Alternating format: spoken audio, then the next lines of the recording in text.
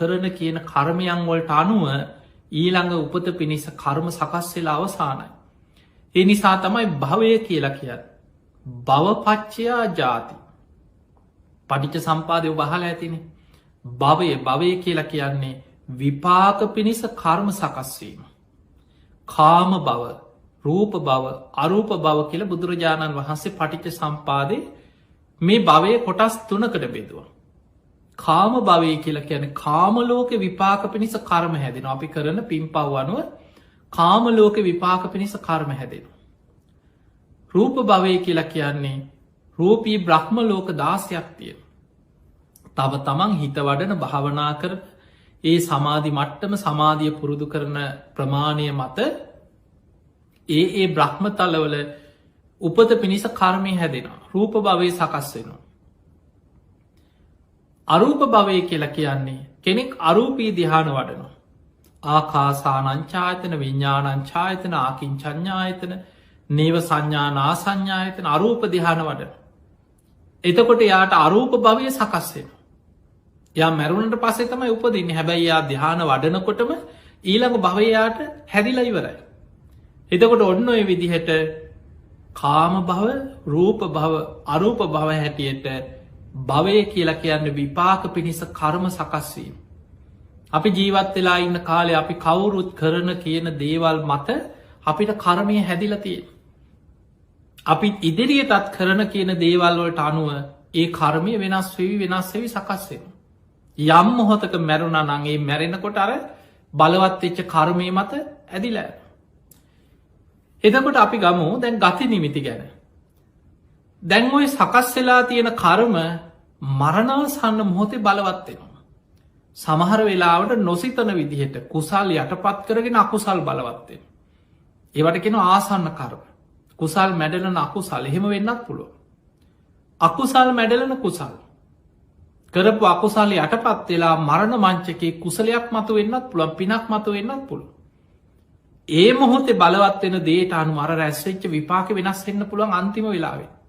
ඒකයි භයානකම. හොඳට සුගතිය යන්න පින් කරපු කෙනෙකුට අවසාන මොහොතේ අකුසලයක් බලවත් වෙලා අර විපාක වෙනස් වෙන්න පුළුවන්. දැන් ධර්මාශෝක රජුරවන්ට උනේ අවසාන මොහොතේ ද්වේෂයක් වෛරයක් ඇති වුණාර ළඟ හිටපු පවන් සලන කෙනත් එක්ක. ආසන්න කර්මයක් හැටියට අකුසලේ බලවත් වුණා ඒ වෙලාවට. ෂණිකව ප්‍රතිඵලය වෙනස් වුණ අන්තිම මොහොතේ. අන්න ඒකයි පෘතජ්ජන ජීවිතයේ භයානක. මරණ මංචකේ පවා අවසාන මොහොත පවා ජීවිතයේ තීරණාත්මක තැන. හැබැයි පිංහතුනි බුදුරජාණන් වහන්සේ පෙන්වා සෝවාන් වෙච්ච කෙනාට ඔය අනතුරනෑ. ඒකෙනා ඒ කාන්තෙන් සුගතිය උපදින කෙනෙ. එයාව සතරාපායෙන් සදහටම මිදිච්ච කෙනෙ. එතකොට මරණාසන්න කෙනෙක් දිවියලෝක උපදින විදිහට පින් කරලානම් හොඳට පින්කං කරලානම් අන්තිම කාලයාට ගති නිමිති හැටියට දිව්‍ය විමාන පේන්න පුළුවන්. තමන් වෙනුවෙන් පහළ වෙච්ච දිව්‍ය විමාන තියෙනවන තමන් කරපු ප්‍රබල පින්කංවලට අනුව ඒවා නිමිති වසයෙන් පේනවා. ඒවා සම්පූර්ණයම විස්තර පේන වනෙම මේ චිත්‍රපටියක් පේන වනෙමේ තැන් තැන් ගොලින් එයාට පේන වර්ණික හීන පේනවා වගේ ඒවා හිතට මැවිල පේන. හැම වෙලාම යාට ඒක පේන පටන්ගන්න නිතර පේනවා. එක නිකන් දවසක් කලාතුරකින් හීනයක් දැක්කවගෙනම යාට අවසාන කාලේ ඒ නිමිති පහළ වෙනවා. එයාට දිවිය රථ පේනවා. දෙවියන් අහසේ දිවිය රථවලින් යනව පේනවා. සමහරුන්ට පේනවා දෙවුරු ඇවිල තමන්ට අඩ ගහනු. අපි ළඟට එන්න. අපේ දිවිය ලෝකට එන්න කියලා අඩ ගහනව පේන. තැංගු බහල ඇති දුටු ගැමු රජතුමා. මරණාසන්න වෙච්ච වෙලාවේ දෙවිවරු දිවිය රථ 6ක් අහස පෙනීදලා. ඒ දිවිය ලෝකවලට දෙවියන් අඩ ගැහව කියනවා. රජතුමා එන්න අපේ දිවිය ලෝකෙට. අනේ රජතුමා එන්න අපේ දිවිය ලෝකෙට අපිත් එක්ක එන්න. අපේ දිවිය ලෝකෙට යන් කියලා දෙවියන් අඩ ගැහුවා කිය. එදකොට අපිට පේනවා පින්කර ගත්ත කෙනාට මරණාසන්න මොහොතේ ඒ ගතිනිමිති පහළ වෙනවා.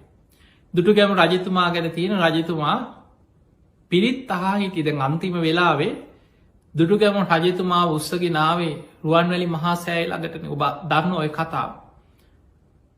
රුවන්වැලි සෑය ළඟට උත්සගෙන එනකොට මේ රජ්ජුරු ඇවිදගෙන දුවගෙනාව නෙමේ. ඇඳ පිටිං එක තැන් වෙලා හිටිය අන්තිම මරණාසන්න වෙලා ඇඳ පිටිම්ම අමාත්‍යවරු පිරිස උත්සගෙන වනේ මා උත්සගෙන පලයල්ලා කිය මහා සෑය ළඟට. ඒ වෙන්නකොට මහා සෑය වැඩ සම්පූර්ණයෙන් අවසන් නොවනත් අවසං වෙච්ච විදිහට මවල හදල තිබ්බ අන්තිම ටික. කොත් කැරැල්ල ලී දනු තියලා සුදුරෙදිවලින් ඔතලා ඒ වෙනකොට සද්ධහතිස්ස රජතුමන් දුටුගැමු රජතුමා වෙනුවෙන් මේ කාර්ය අවසං වෙච්ච විදිහ සම්පූර්ණයෙන් හිතහදන්න ඕන් නිසා මහා සෑය වැඩ ඉවර වෙච්ච විදිහට මවල අන්තිමටික හැදුව. චෛත්‍ය ළඟට උත්සගෙන එනකොට සුදෝ සුදුවට මහා සෑයපේන පුතුම සතුට සාධු කාරදිදී බුදුගුණ කිය වන්දනා කර. අනේ මා උත්සගෙන පලයල්ලා කිය මහා සෑය වටේ මා වන්දනා කරෝ පල්ල කිය. ඇඳ පිටින් චෛත්‍ය වටේම උත්සගෙන ගියා. මළුව කෙලවරකින් තිබ්බා. එක පැත්තකට හැරෙනකොට ඈතින් පේනවා ලෝවා මහපාය. තමන් සංඝයාට හදල පූජා කරපු ප්‍රාසාදය උපෝසතාකාරි පෝයගේ ඒ පැත්තට හැදිල සාධු කාරදීල වන්දනා කර තව ඈතින් පේනවා මිරිස වැටි චෛත්‍යය. සාධු කාරදීල වන්දනා කර. රුවන් වැලි මහා සෑදිහා බලාගෙන තමන් කරපු පින්කන් සිහි කරනකොට අමාත්‍යවරේ පින් පොත ගෙනහල්ලා. රජතුමා කරපු පින්කං එකින් එක රජ්ජුරුවට සිහි කරලා මරණාසන්න වෙලාවෙ පින බලවත් කරා. ඒ වෙලාවෙ රහතන් වහන්සේලා පවා වැඩම කළ රජ්ජුරුවන්ට පිරිත් කියන.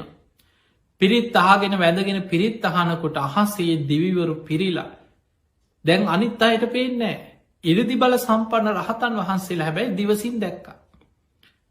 රජතුමාට පේන අහසේ දෙවිවරු දිවිය රථවලින් පිරිලා අඩගහන වනේ රජතුමා එන්න අපේ දිවිය ලෝකට අපිත් එක්කයා නෑනේ අපි ළඟට එන්න කියනවා. දැන් වැදගෙන බණහන රජ්ජුරුවන්ට මේක හොඳට පේනවා. රජතුමා අතින් කිව්වා චුට්ටක් කොහොම ඉන්න මට පිරිට්ටි කහගන්න දීලා. මං මේ පිරිත් අහනවා මට කරදර කරන්න එපා. දැම් මේ අතින් සංඥා කරේ හාමුදුරුවන්ට මේ පිරිත් එපා කිය ලතින් කිව නෙමේ. අර දෙවියන්ට කිව පිරිත් අහන්න මට දෙන්න චුට්ටක් ඉවසන්න.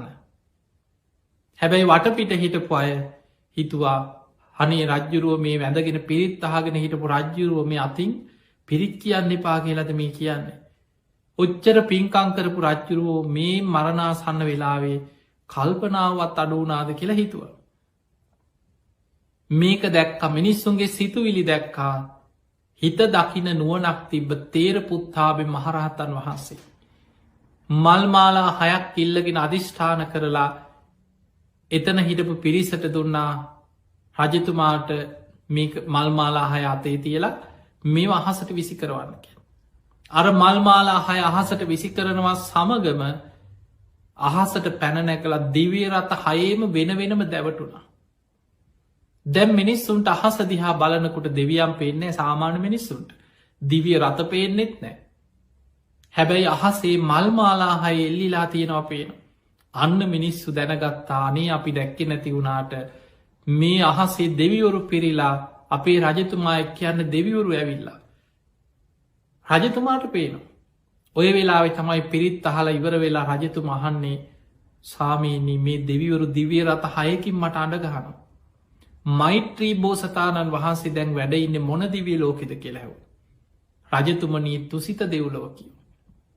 එහෙම නම් මමත් මෛත්‍රී බෝසතාණන් වහන්සේ වැඩඉන්න තුසිත දෙව්ලෝම හිත පිහිටෝනවා කියලා හේම වැඳගත්තා.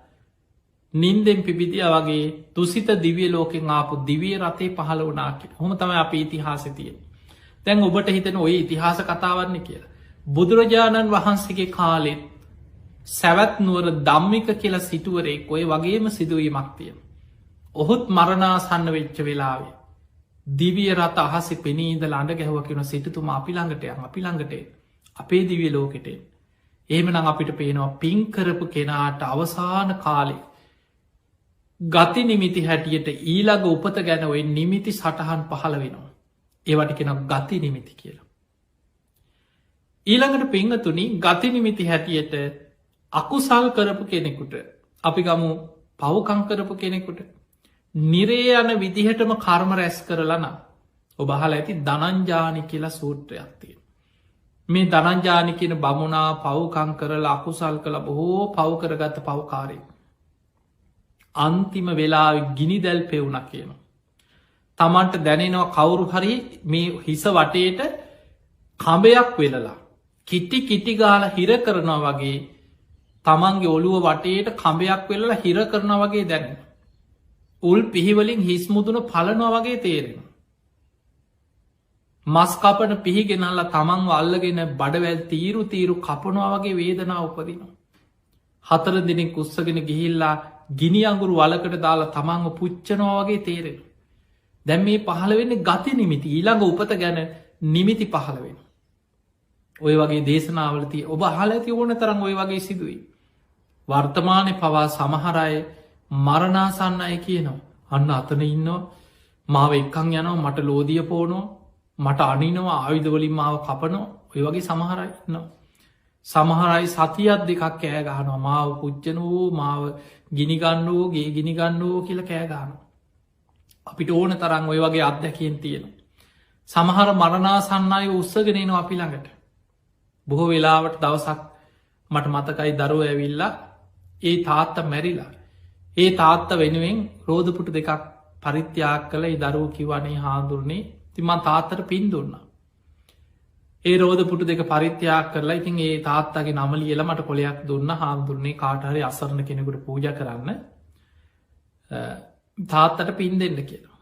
ඉතින් තාත්තට පින්දුන්නට පස්සේ දරු 3-4 දෙනෙක් හිටිය ඒක ළමෙක් ඉතින් කිව්වානේ හාමුදුරන්නේ තාත්තනං ඉතින් පින් ගන්න තැනක නැතුව ඇති කියවා.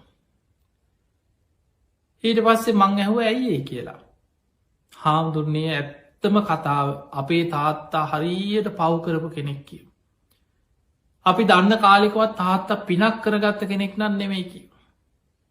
තාත් අන්තිමට මැරුණේ සතියක් දෙකක් තිස්සේ කෑග ගහහිටිය කියව දොරාරින්න දෙන්නෑ කියව. දොර ඇරපු හම කෑ ගහනවලු ගින්දරේනෝ මාව පිච්චෙනෝ ඒ දොරවහ පල්ලා කියල කෑගහනෝ කියව.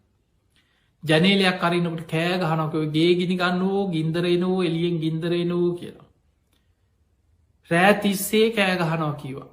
මගේ අතපය කපනුවෝ මාව ඉරනුවෝ කියතකින් මාව කපනුවෝ උල්ලොලින් අනිනුවෝ කියකි කෑගහනවා.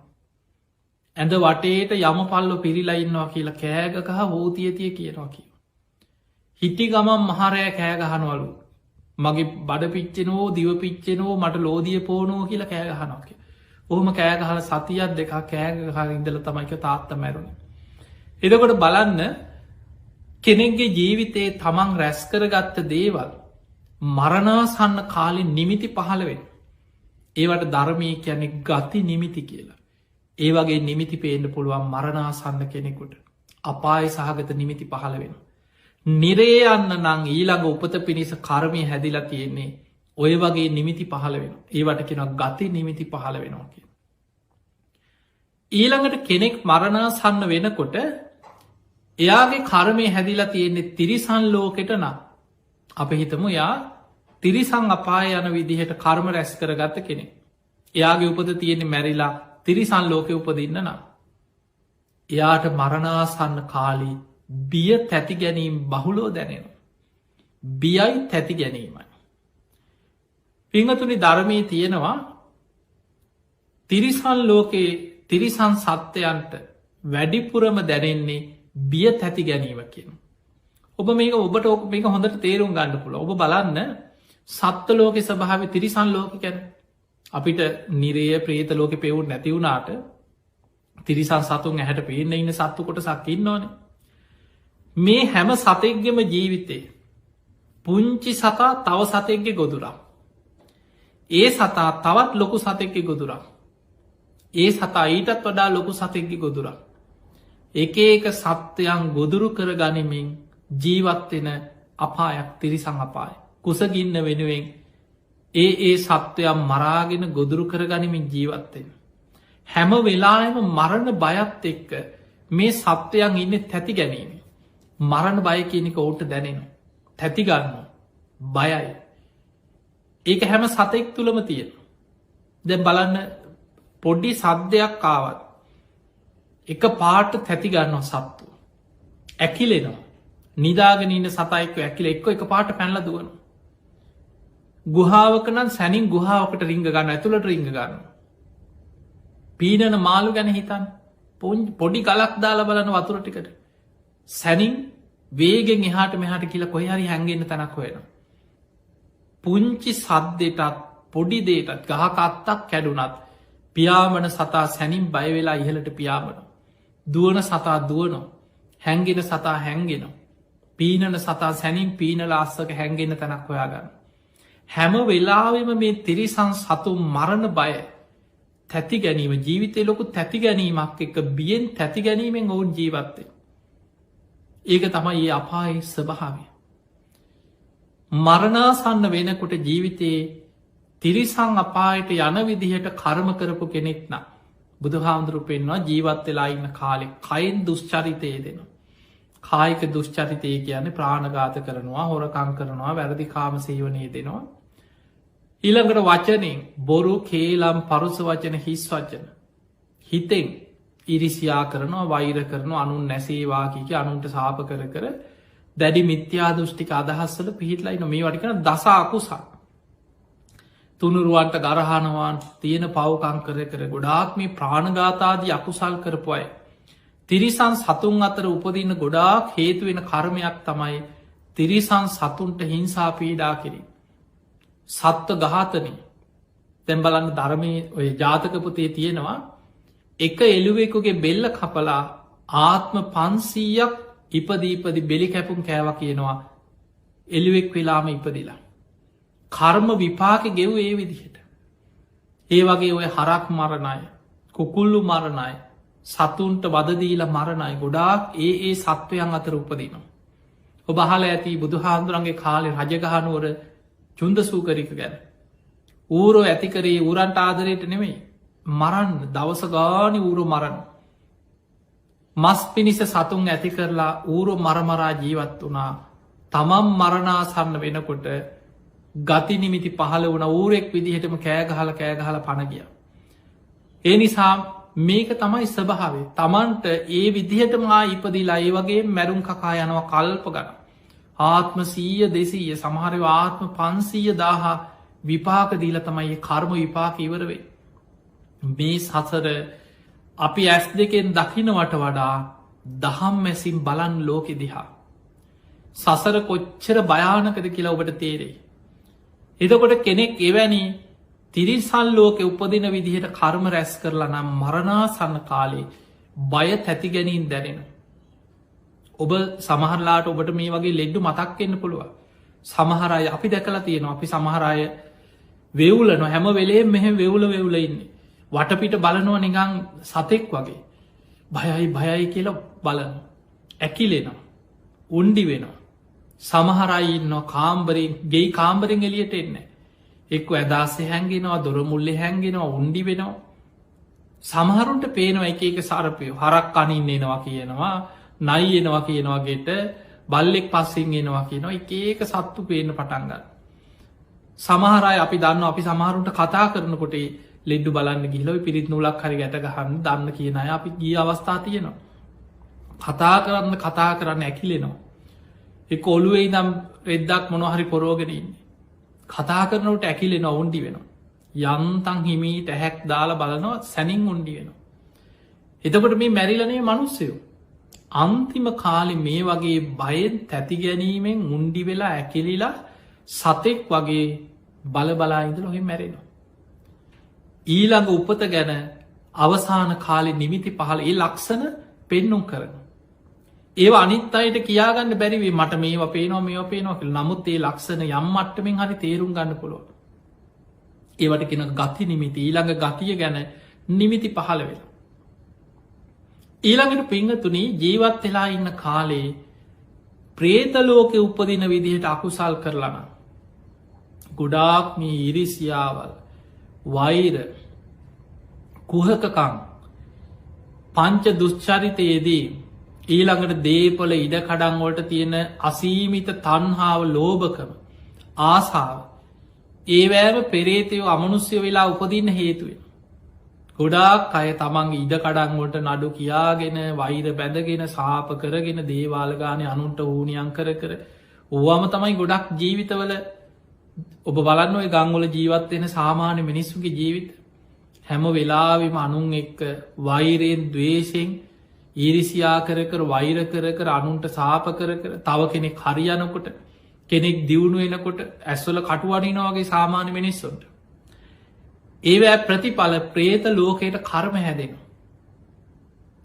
සමහරලාවට ඒ ඉඩ කඩංගොලම අමනුස්්‍යය වෙලා ඒවට ආසාය උපදී ඒ ගෙවල් දොරවල් වලම මලයක්ෂයෝ ප්‍රේතියෝ වෙලා උපදින එදකොට මේ වගේ නොයේ ප්‍රේතාත්ම ගැන සඳහන්ගෙන අපි දේශනාවල කතා කරලා තින ප්‍රේත කොට්ටාස ගැන එතකොට යම් කිසි කෙනෙක් මේ වගේ කයින් දුෂ්චරිතයේදිලා වචනින් දුෂ්චරිතයේදිලා මනසෙන් දුෂ්චරිතයේදිලා නිතර පවකං කරලා ඉරිසියා වෛරයේ ක්‍රෝධය තුළ ජීවත්වෙලා තන්හාාවෙන් ලෝභකමින් ජීවත්වෙලා මරණාසන්න වෙනකොට එයාගේ කර්ම හැදිලා තියෙන ප්‍රේතාපායටන එයාට ගතිනිමිති හැටියට ඒ නිමිති පහළ වෙන සමහරුන්ට අමනුස්්‍යයෝ පේන්න පටන්ගන්න අර මැරිච්ච ප්‍රේතලෝකවල ඉන්න තමන්ගේ ඥාතීන් පෙනීන්නවා සමහර ගොඩක් අයිට ලක්ෂණ තියෙන ගොඩක් අයකෙන අපේ මැරිච්ච තාත්ත පේනවා මැරිච්ච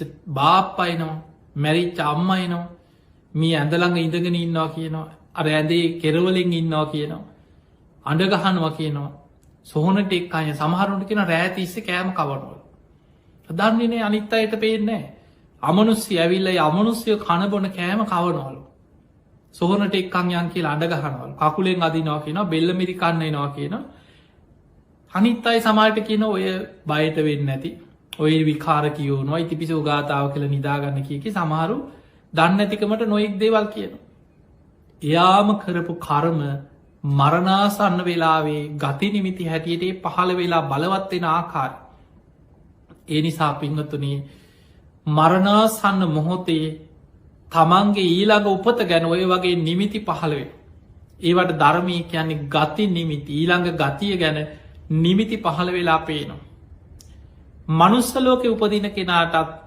ඒ වගේ නිමිති පහළ වෙන්න පුළුවන් කලාතුරකි ඒ නිසා පිංහතුනේ අපිට මේ දේශනාවලින් ඉතාම පැහැදිලියෝ පේන කාරණය තමයි අපි යමක් වැපිරුවාද මතකතියාගන්නේ නිමිති පහළ වෙන්නේ ඔක්කෝම අනුන් වපුරපු දේවල් නෙමෙයි යාදිසං වපතේ බීජං තාදිසං හරතේ පලක් යමක් වපුරනවද වපුරණ දේමයි අපි නෙලාගත්